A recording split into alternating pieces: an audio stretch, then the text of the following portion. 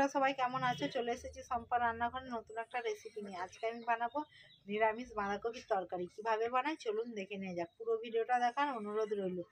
গোটা বাঁধাকপি নিয়ে নিয়েছি, বাঁধাকপিটা প্রথমে কেটে নেব।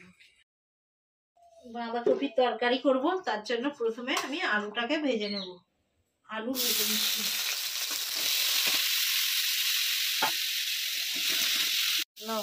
বন্ধুরা দেখুন, আলুটা লাল লাল করে ভেজে নিয়েছি। এবার আমি বাঁধাকপি দিয়ে দিচ্ছি। বাঁধাকপি কেটে রেখেছিলাম, দিয়ে দিচ্ছি। বাঁধাকপিতে নুন দিয়ে দিচ্ছি, বাঁধাকপির জলটা বেরিয়ে যাবে।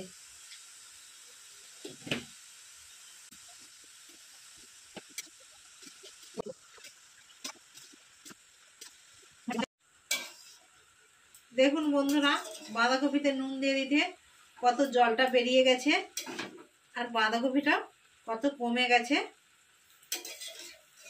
আর আলাদা করে জল দিতে লাগবে না, এই জলেতেই সেদ্ধ হয়ে যাবে।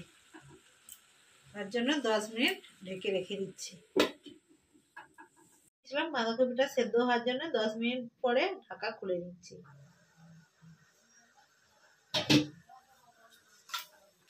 বাঁধাকপিটা জলটা একদম শুকিয়ে গেছে। এবার বাঁধাকপিটাকে আমি নামিয়ে নেব। সেদ্ধ হয়ে গেছে বাঁধাকপিটা, এবার আমি নামিয়ে নিচ্ছি। ফোড়ন দিয়ে দেব, 1 চা চামচ ফোড়ন দিয়ে দিচ্ছি। ফোড়ন, আমার মা বলে যে তেজপাতা,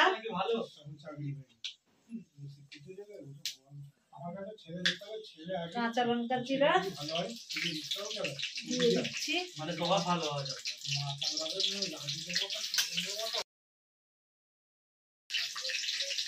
হলুদ গুঁড়ো,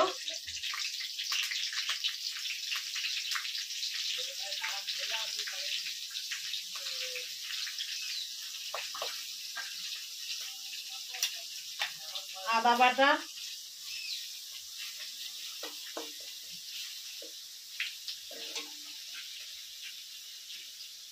এক চা চামচ লঙ্কার গুঁড়ো,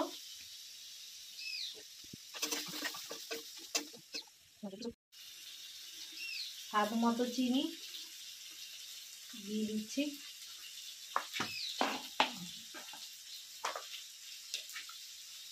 দু চা চামচ জিরে গুঁড়ো,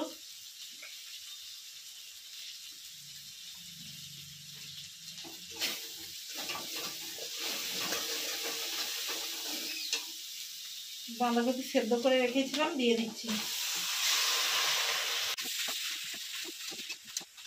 1 চা চামচ পরিমাণে গরম মশলা দিয়ে দিচ্ছি। সবশেষে 1 চা চামচ পরিমাণে আমি সবজি মশলা দিয়ে দিচ্ছি।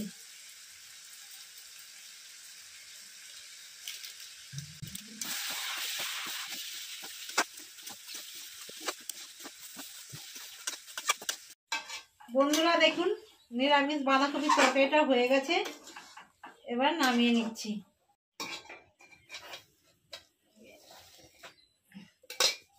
দেখুন, বাঁধাকপির তরকারিটা হয়ে গেছে। খুব সহজেই বাঁধাকপির তরকারিটা তৈরি করা যায়। আপনারাও বাড়িতে রেসিপিটা তৈরি করবেন। ভিডিও ভালো লাগে থাকলে লাইক, কমেন্ট এবং সাবস্ক্রাইব করে আমার পাশে থাকবেন।